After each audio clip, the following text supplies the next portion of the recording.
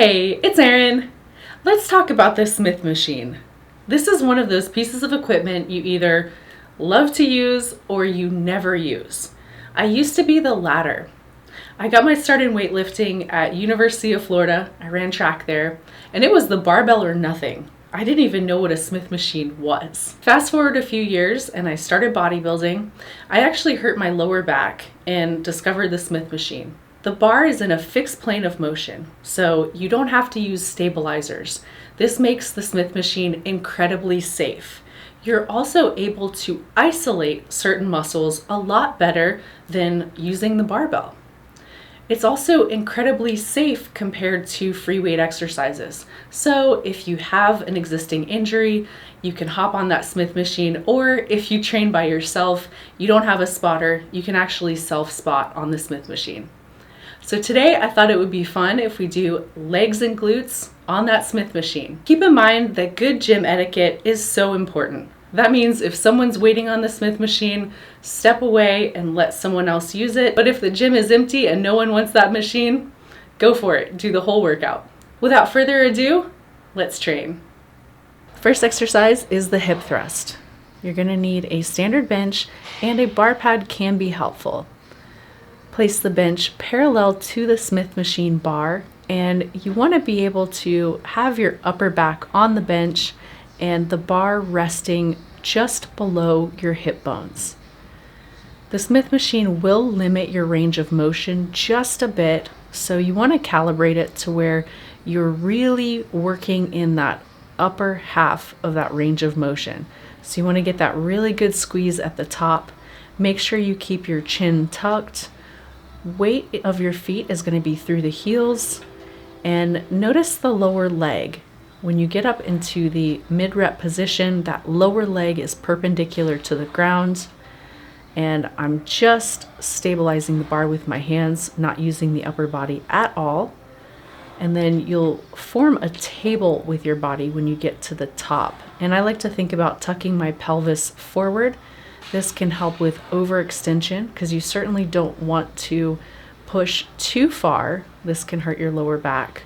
So you want to make sure to get that really good squeeze at the top. Feet can be shoulder width apart. If you feel it a little bit more wider, you can have your feet wider with toes out, knees out.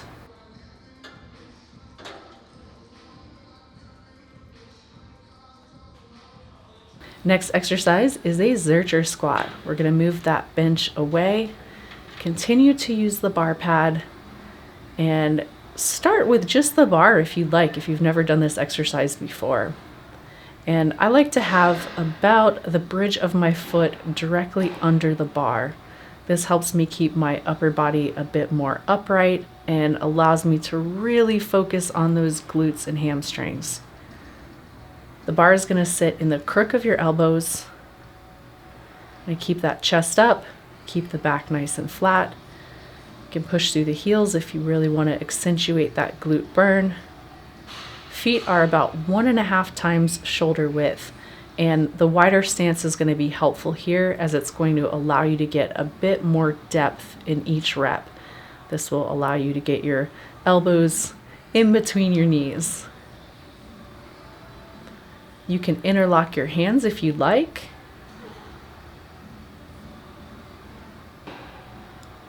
And if you turn your toes out here, make sure you keep your knees out. So knees should always follow the direction of the toes.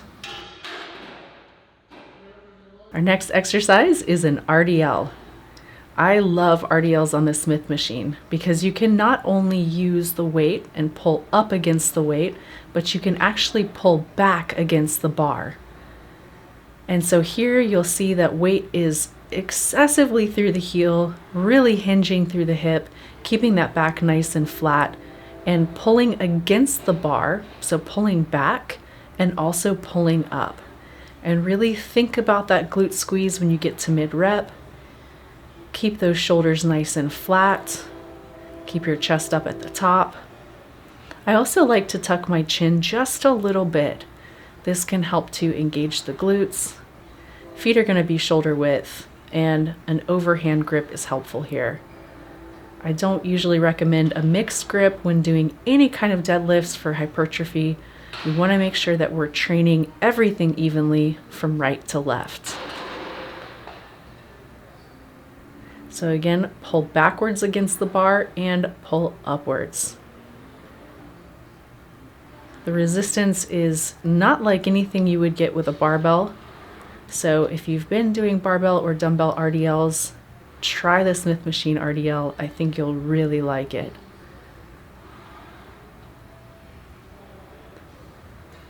And the grip is about shoulder width. Feet are slightly wider than shoulder width apart.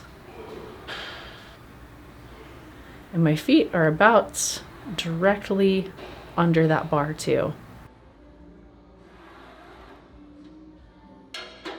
Next exercise is a reverse hyper. So we're bringing that bench back and using the bar pad. You want to make sure to place that bench parallel to the bar and place it in such a way that your hips are overhanging the bench. This is going to allow you that full range of motion. As you can see, range of motion is pretty short. You can start with no weight if you'd like. I've added a little plate for resistance here. And go down all the way. Keep your chin tucked and think about tucking your pelvis under. Really get that squeeze at the top. Hold it for just a second. This is going to help improve mind-muscle connection. And of course, this is really going to hit those hamstrings and those glutes. And the bar pad can help protect your Achilles from the bar. Give you a little extra cushion. And make sure you're getting into plank position at the top. So you want your body to form a straight line. You don't want your upper body to go above the glutes. This is going to help protect the back. Feet are about shoulder width apart. And you can keep your toes pointing down, or if you feel it a little bit more, turn those toes out slightly. And I tend to feel it a bit more if I turn my toes out just a little bit.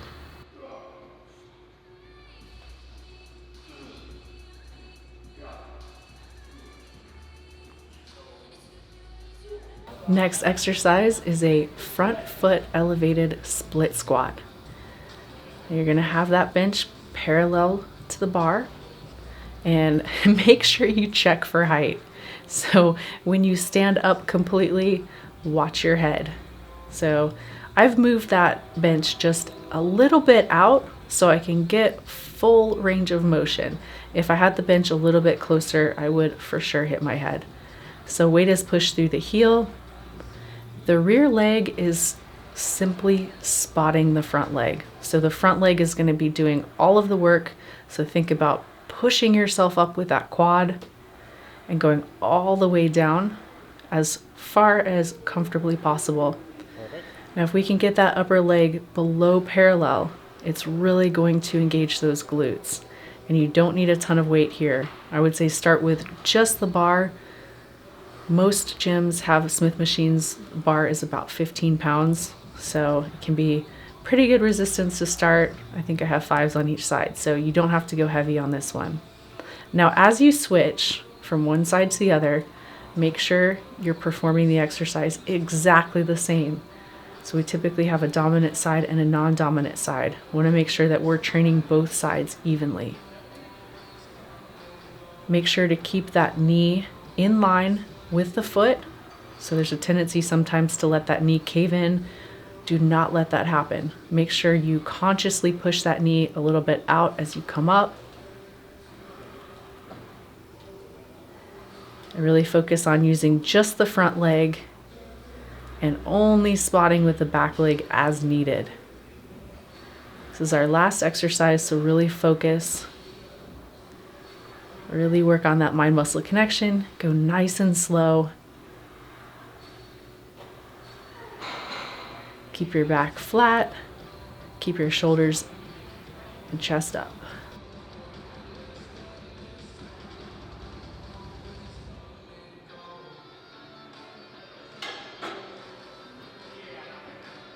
There are hundreds of exercises and possibly thousands of variations that can be done on just the Smith machine.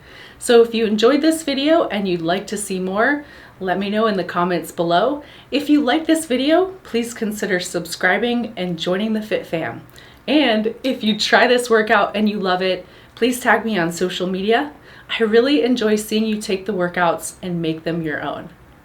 That's it for this time. Until next time, train hard, y'all.